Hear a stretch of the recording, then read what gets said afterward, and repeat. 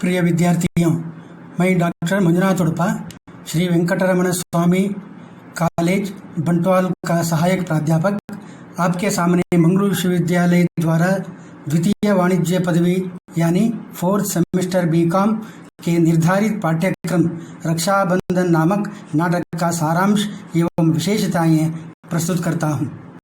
पहले नाटककार का परिचय। नाटककार हरिकृष्ण प्रेमी का जन्म राष्ट्रभक्त परिवार में होने के कारण उन्हें बचपन से ही राष्ट्रीयता के संस्कार प्राप्त हुए। यही कारण है कि उनके नाटकों में राष्ट्रीयता के विचार परिलक्षित होते हैं। प्रेमी जी का हिंदी नाटककारों में विशिष्ट स्थान है। वे आधुनिक हिंदी के मशहूर नाटककार माने जाते हैं। उनके नाटक में स्वच्छंदतावादी शैली का बहुत संयमित और अनुशासित प्रयोग हुआ है, इसलिए उनके ज़्यादातर नाटक रंगमंच की दृष्टि से सफल हैं। प्रस्तुत नाटक की आलोचना अथवा सारांश। रक्षाबंधन एक ऐतिहासिक नाटक है। यह मुगल काल के हुमायूं से संबंधित है। संपूर्ण नाटक 3 अंकों में विभाजित है। प्रत्येक अंक में अनेक दृश्य हैं। रात का समय है। चित्तौड़ के महाराणा विक्रमादित्य के भवन में सेठ धनदास सिसोदिया वंश और मेवाड़ की युद्ध प्रियता की चर्चा करता है। उसके अनुसार युद्ध बेकार है, निरर्थक है। धनदास द्वारा राजनीति पर व्यंग्य आज की राजनीति के संदर्भ में प्रासंगिक मालूम पड़ता है। राजनर्तकी के नृत्य में मग्न विक्रम का वहां अचानक आए चाचा भागसिंह और भीलराज चेताने का काम करते हैं।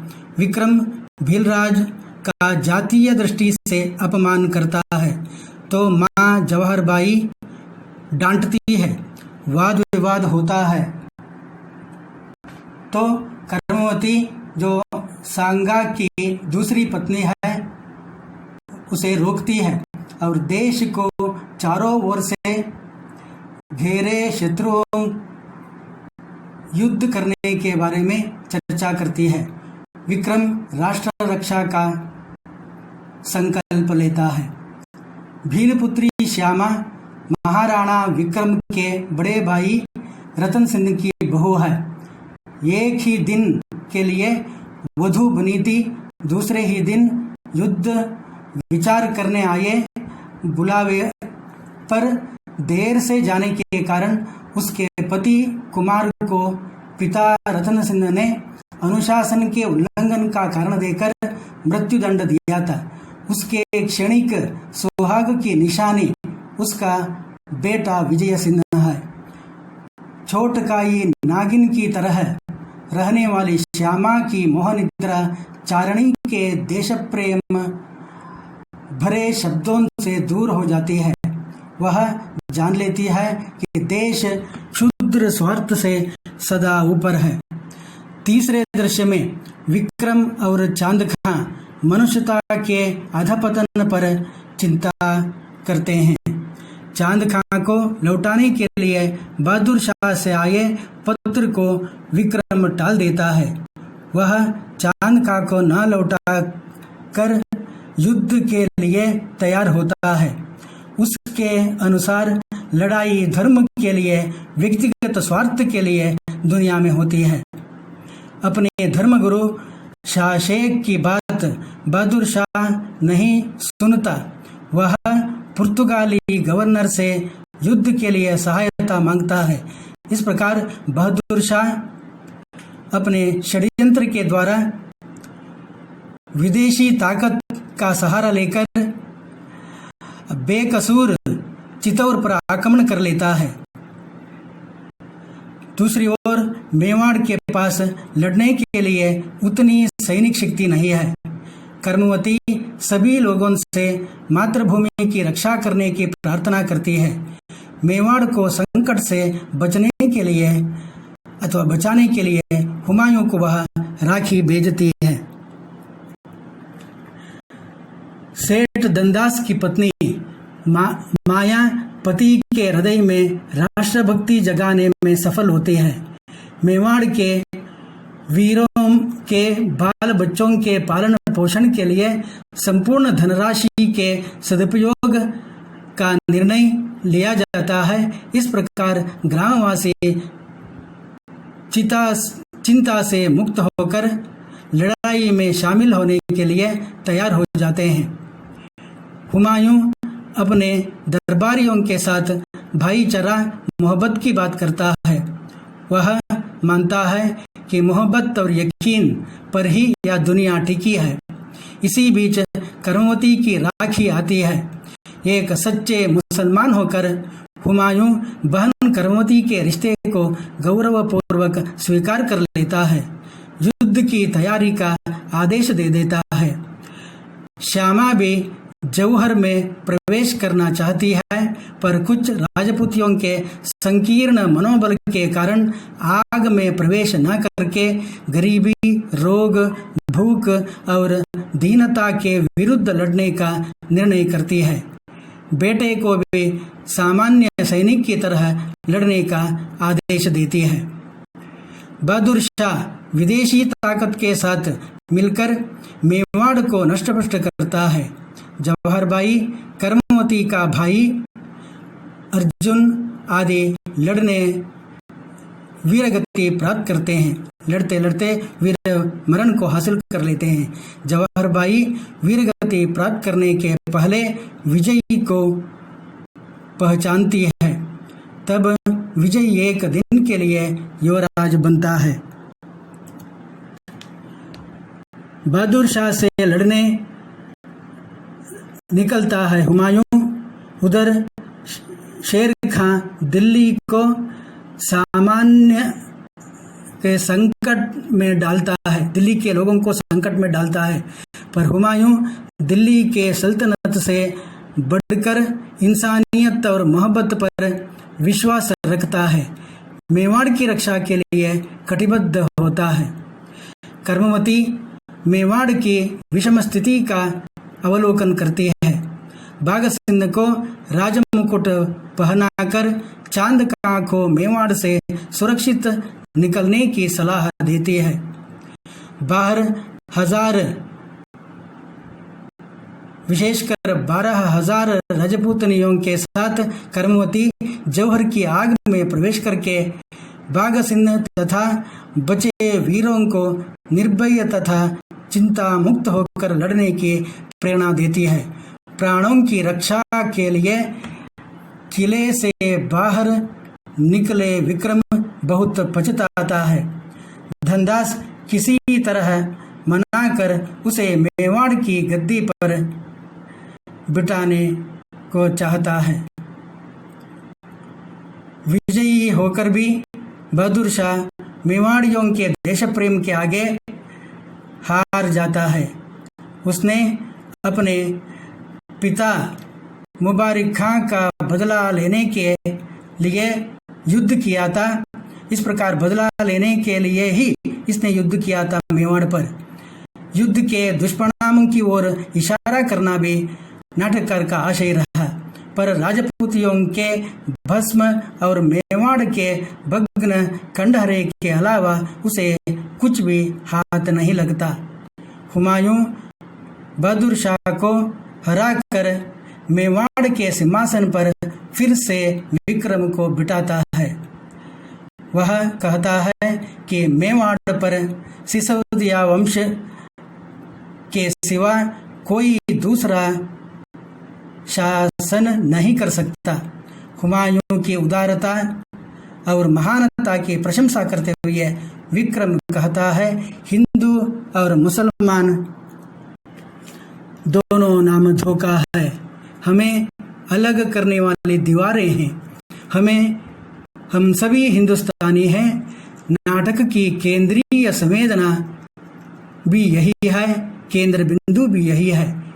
हिंदू मुसलमानों को जोड़ना नाटककार के संदेशों के अंतर्गत आता है। हुमायूं को ठीक समय पर आकर मेवाड़ को भस्म होने से न बचाने का दुख सताता है। कर्मवती के राखी का खर्च वह विक्रम को सिंहासन पर बिठाकर उतारना चाहता है। कर्मवती के चिताभस्म के आगे सिर झुकाकर खुद को शक्ति देने के लिए वह प्रार्थना करता है। किसी भी हालत में मोहब्बत और इंसानियत को न छोड़ने का आशीर्वाद मांगता है। यहीं पर कथा वस्तु समाप्त होती है। इस नाटक में कुल मिलाकर 22 पात्र हैं। प्रमुख पुरुष पात्र हैं हुमायूं, जो दिल्ली का बादशाह है, और प्रमुख स्त्री पात्र है रानी कर्मवती, वह मेवाड़ की रानी है, स्वर्गीय महाराणा सांगा की पत्नी। सभी अपने चरित्रगत विशेषताओं से आकर्षण के केंद्र बनते हैं। सभी पात्र अपनी अपनी विशेषताओं के कारण से आकर्षण के केंद्र बनते हैं। इन सभी पात्रों द्वारा लेखक कई संदेशों को हमारे सामने रखते हैं। ऐतिहासिक नाटक रोचक होने के कारण प्रभावशाली है, पर पात्रों की बहुलता के कारण रंगमंच की दृष्टि से इसको संपूर्ण सफल नाटक नहीं कहा जा सकता।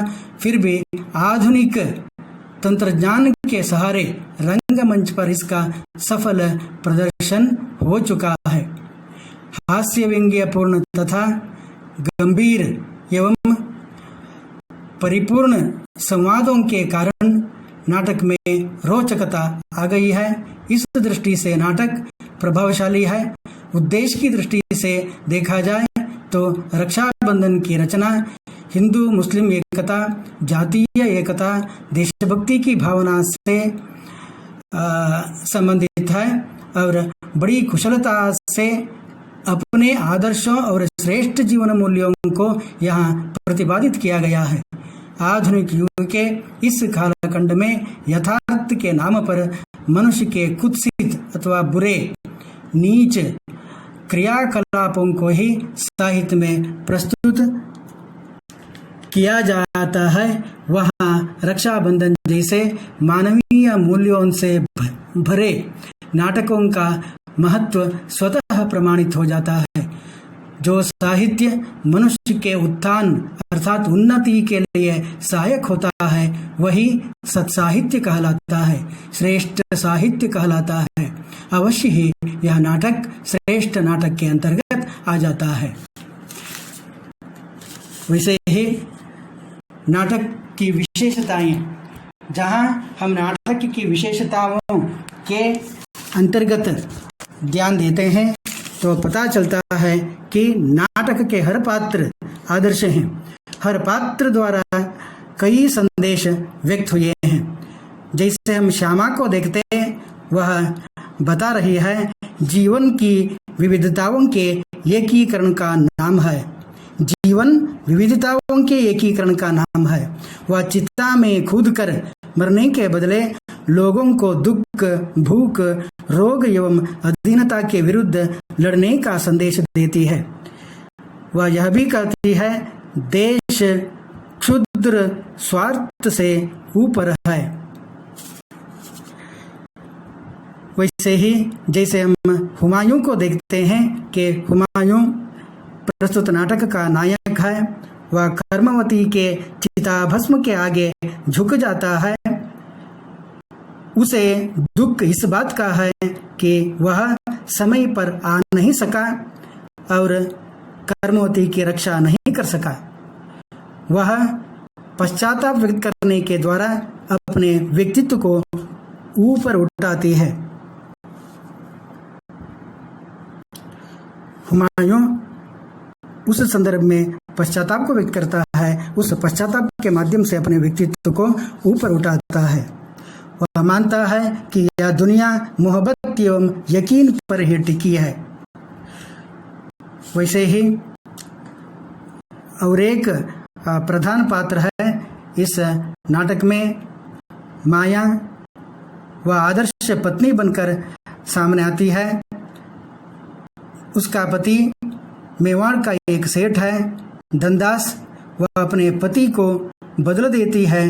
अपने उपदेशों द्वारा अपने संपूर्ण धन को मेवाड़ के बाल बच्चों के पोषण में खर्च करने की बात करती है और इस प्रकार उसके मुंह से ऐसी बातें कहलाने के द्वारा लेखक हरिकृष्ण प्रेमी यह संदेश देते हैं कि पैसा सब कुछ नहीं है, हमें अपने एकत्रित संपत्ति को दीन दुखियों की सेवा के लिए व्यय करना चाहिए। वह पति के हृदय में देशभक्ति जगाने में सफल हो जाती है। उसके बाद जवाहर बाई राणा सांगा की पत्नी है। एक आदर्श माँ के रूप में यहाँ उभर कर आती है। उसका पुत्र विक्रम भीलराज को नीच कहता है। नीच कहते हुए अपमान करने लगता है तो उसका विरोध वह माँ बन के करती है। अपमान करने पर उसे डांटती है। जाति पांति का भाव रखने वाला शासक नहीं हो सकता। वह संदेश नाटककार उस जवाहरबाई के माध्यम से सुनवाते हैं। इसलिए राजा जो हो जाता है, जो शासक है, उसे प्रजाहित ही प्रधान है। उसे छोड़कर जाति पाति के माध्यम से समाज को बांटना अनुचित है। वैसे ही इस नाटक का प्रधान स्त्री पात्र है कर्मवती। मेवाड़ को संकट से बचाने के लिए हुमायूं को राखी भेजती है। वह कुशल राजनेत्री है। वह मानती है कि राजनीति में कोई भी किसी का शाश्वत शत्रु नहीं है।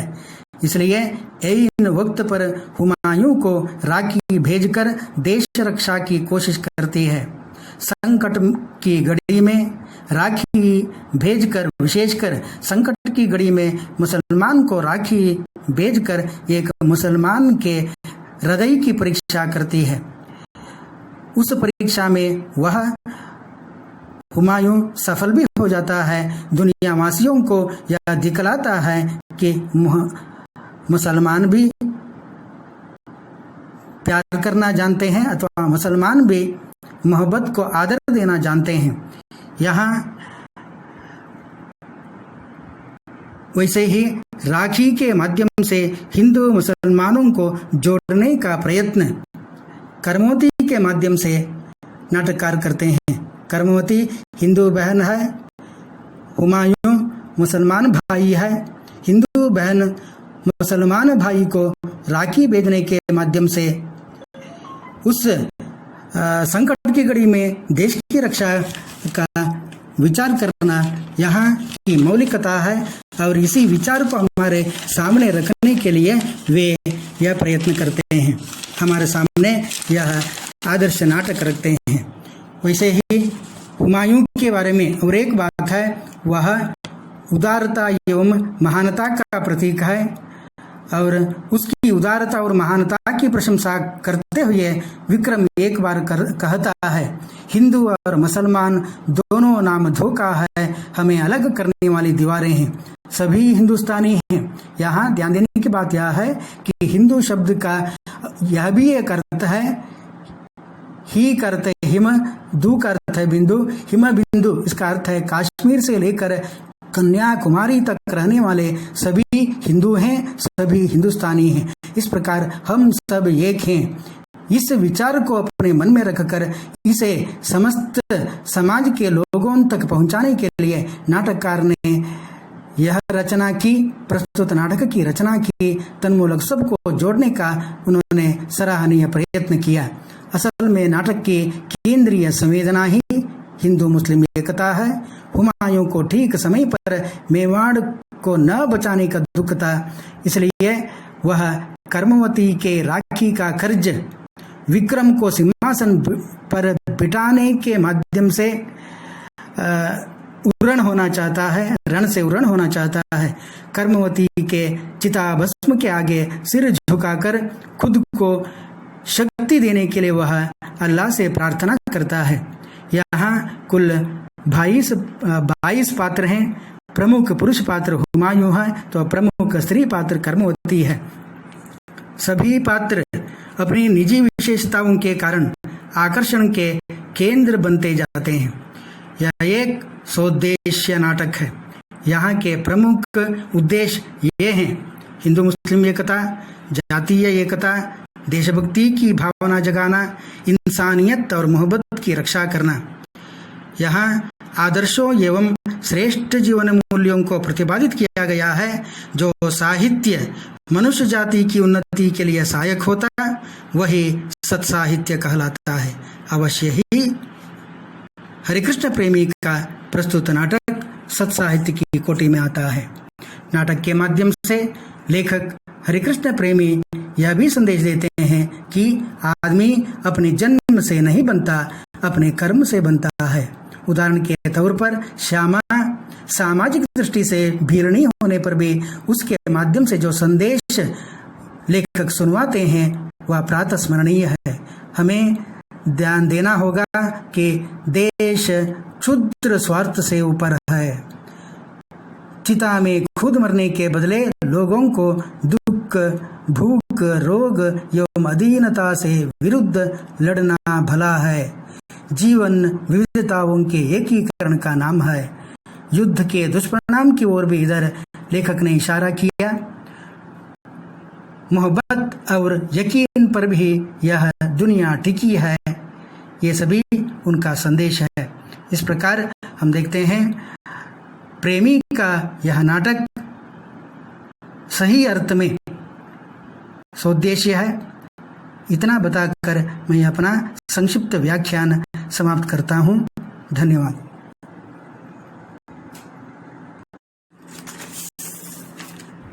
प्रिय विद्यार्थियों, मैं डॉक्टर मंजुनाथ उडपा